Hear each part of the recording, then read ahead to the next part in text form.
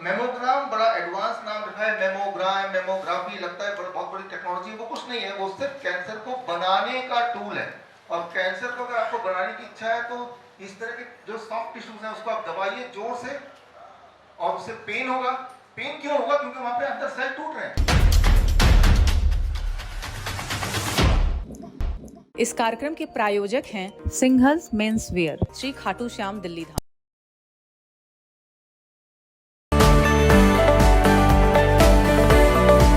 नमस्कार, आप देख रहे हैं न्यूज़ 81 का खास कार्यक्रम हेल्थ टिप्स। और आज हम आए हैं विश्वराय चौधरी जी की प्रेस कॉन्फ्रेंस में, जहां पर उन्होंने आज अपनी बुक की लॉन्चिंग की है, rabbit and tortoise cancer pure के नाम से। यहां पर सभी अब जो कैंसर के पेशेंट हैं उनका इलाज होगा। जो लोग कैंसर से पीड़ित होते हैं उनको कहते हैं कैंसर ला इलाज है, तो आज उसका इलाज मिल गया है और ठीक करेंगे विश्वराय चौधरी जी इस कैंसर की लड़ाई। इस मशीन जो मैंने बनाया है, ये मशीन कैसे काम करती है बताता हूँ। पहले तो यहाँ स्क्रीन पे भी देखते रहिए, इसको भी देखते रहिए। मेमोग्राम कैसे किया जाता है।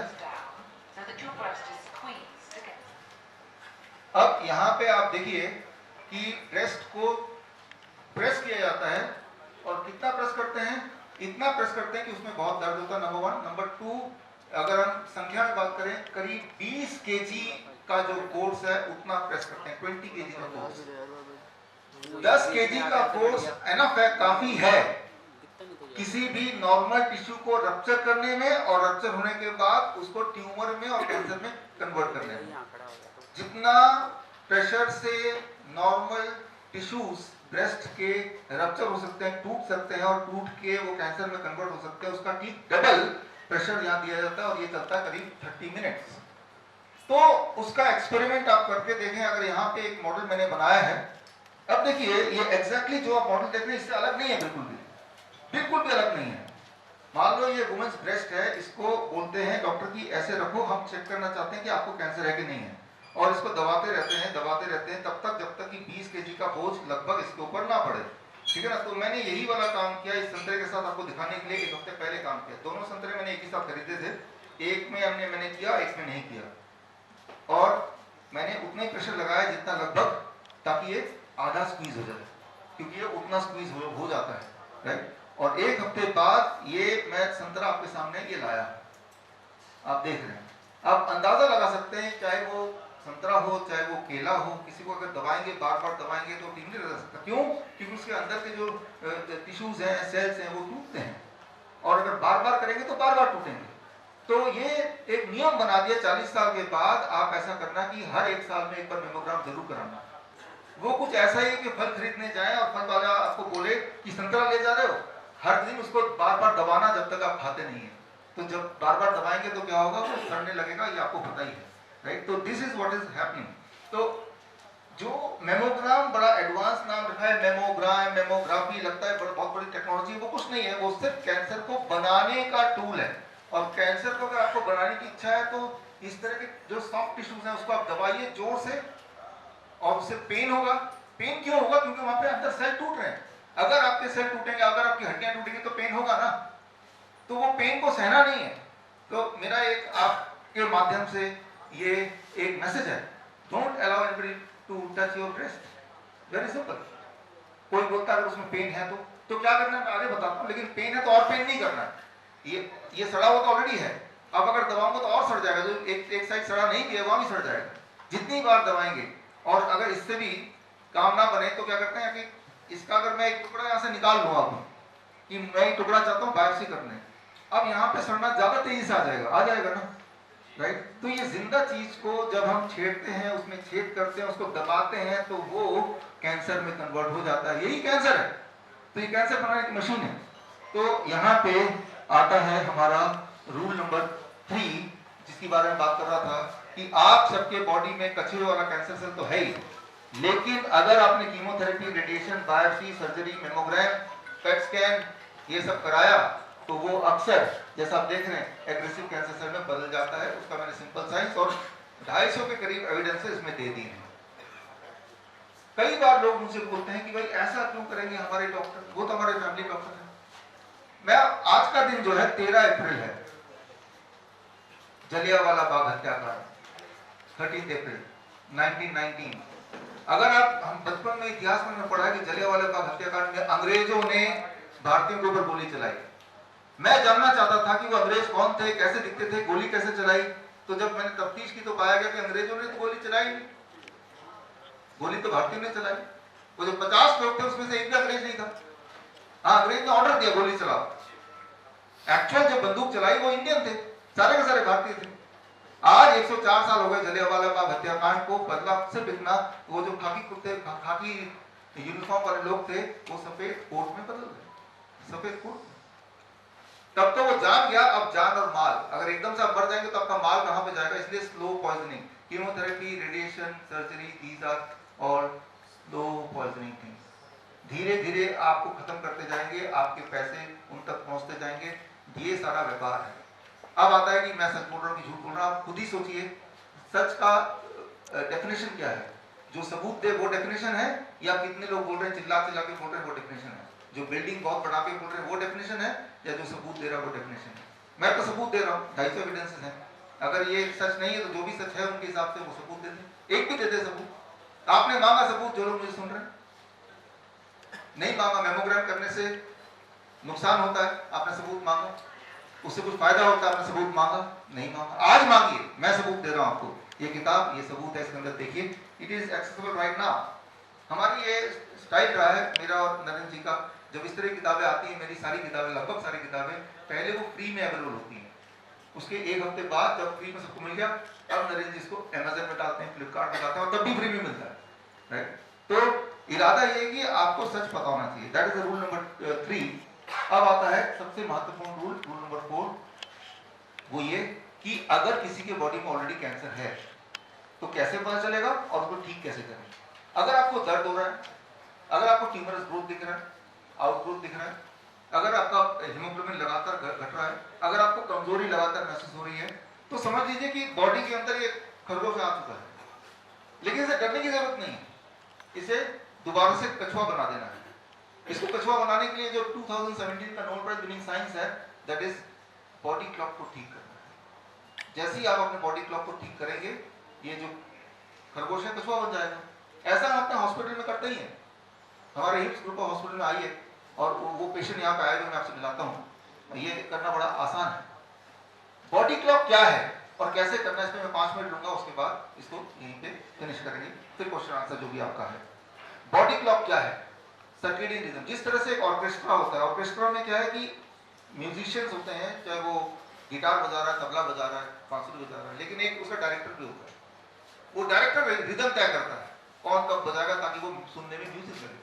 वो डायरेक्टर अगर ठीक से नहीं करेगा काम अपना, या होगा नहीं वो डायरेक्टर, तो वो जो सब लोग बजा रहे हैं वो नॉइज लगेगा, म्यूजिक नहीं लगेगा। हमारी बॉडी एक म्यूजिक लगे, ना कि हमारी लाइफ एक नॉइज हो। नॉइज मतलब डिजीजेस, म्यूजिक मतलब हमारी बॉडी की रिदम। हमारी बॉडी की भी रिदम है। कैसे रिदम है? हमारे ब्लड शुगर की रिदम है, हमारा टेम्परेचर की रिदम है, हमारा ब्लड प्रेशर का रिदम है। मैं आपको दिखाता हूं मेरे बॉडी का रिदम क्या है और हम रिदम कैसे ठीक। और देखिए यहाँ पे जो देख रहे हैं, what you are seeing here, ये है कॉन्टिन्यूअस ग्लूकोज मॉनिटरिंग का, ये मैंने ये लगाया हुआ है। आप देखो ना क्यों हो रहा है, व्हाई इट इज दिस, ये जो लगाया हुआ है ये कॉन्टिन्यूअस ग्लूकोज मॉनिटरिंग का ये हमने लगाया हुआ है। इससे मेरी जो ब्लड शुगर का रिदम है वो आप देख सकते हैं। Go back to the PPT. ये आप मेरा रिदम देख रहे हैं, तो यहाँ एक इंपॉर्टेंट बात बता दें, ये ब्लड शुगर जो है, मेरा ब्लड शुगर है, आपका ब्लड शुगर 24 घंटे सेम नहीं रहता, ये आपको पता ही है, ये बढ़ता घटता रहता है।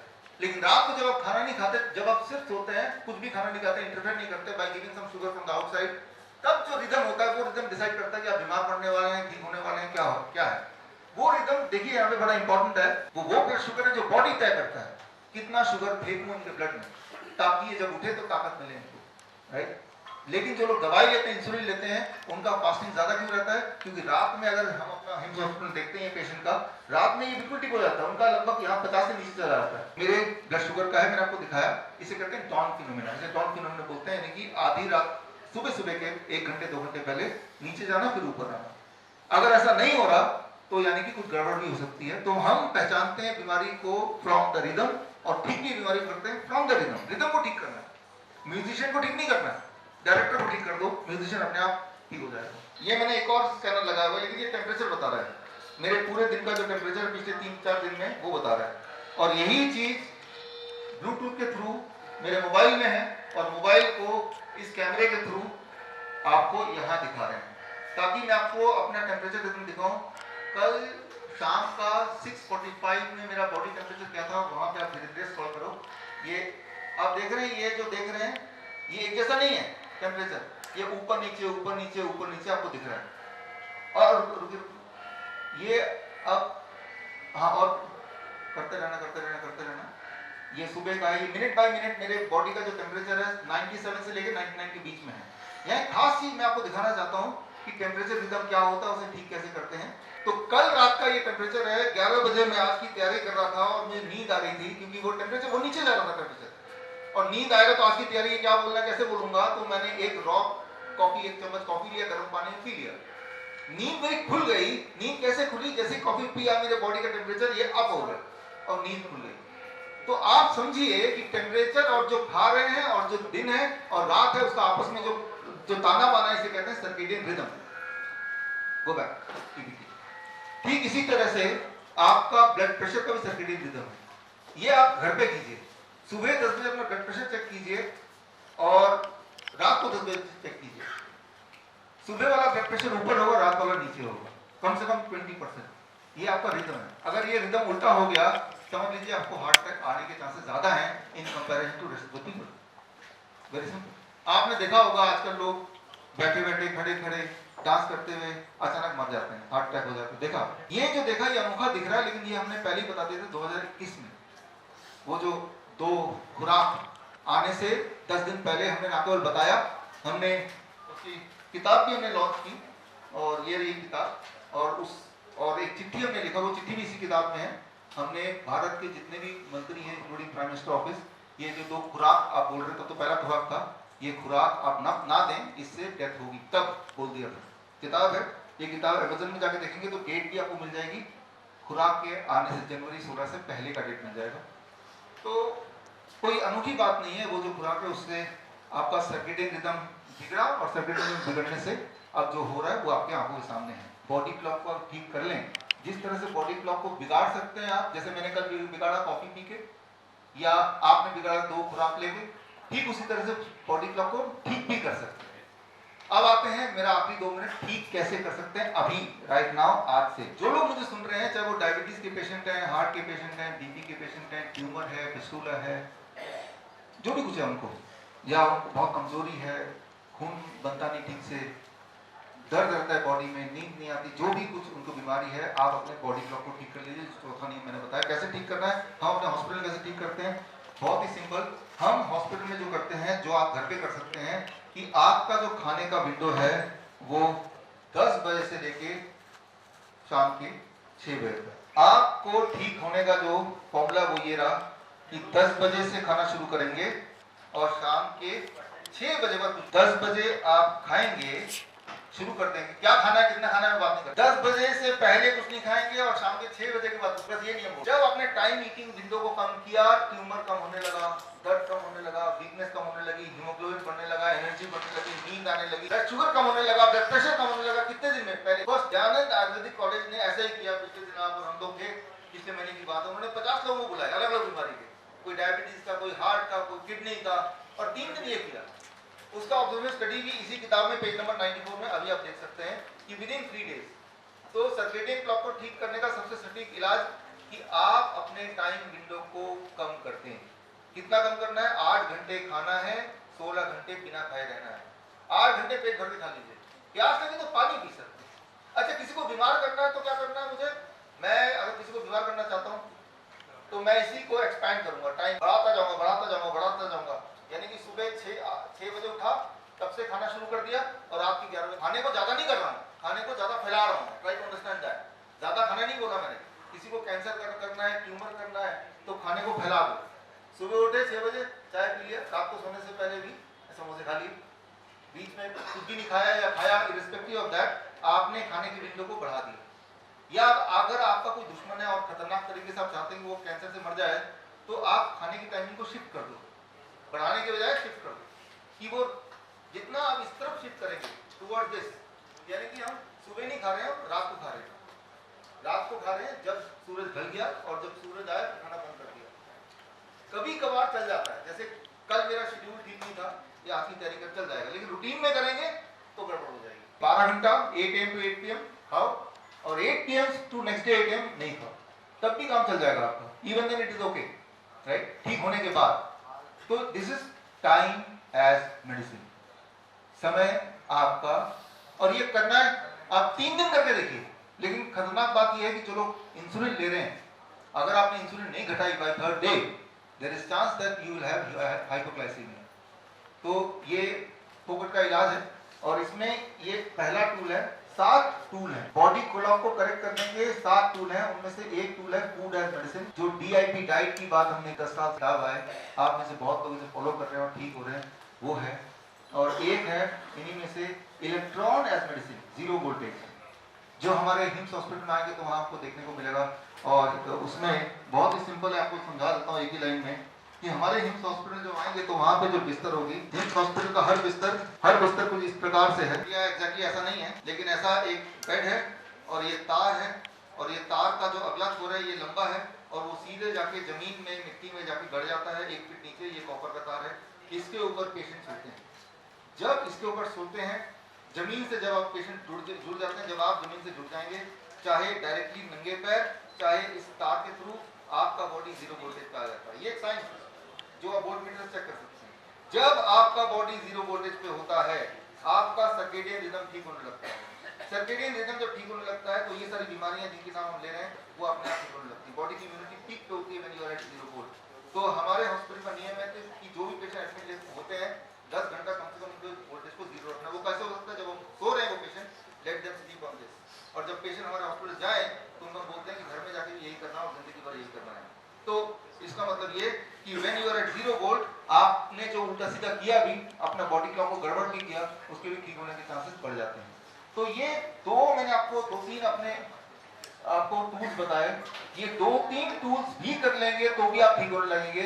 हमारे यहाँ पे बहुत सारे पेशेंट आपको मिलाता हूँ जिन्होंने किया वो ठीक हो गए। लेकिन उससे पहले जो मुझे सुन रहे हैं, ये एक आखिरी स्लाइड है मेरा, कि professional certification course in circadian clock and Ayurvedic परिक्रमा, कि आज के बाद से कैंसर से लोग ना डरे।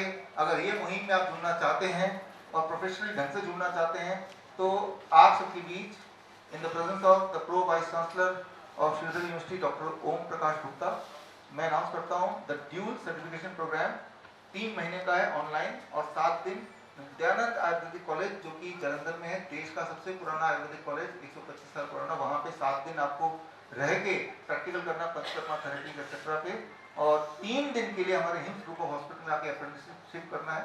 और ये 3 महीने का एक ऐसा कोर्स है जिसके बाद आप अपना इलाज बिना डरे घर पे कर सकते हैं, सेल्फ क्योर कर सकते हैं विद द हेल्प ऑफ।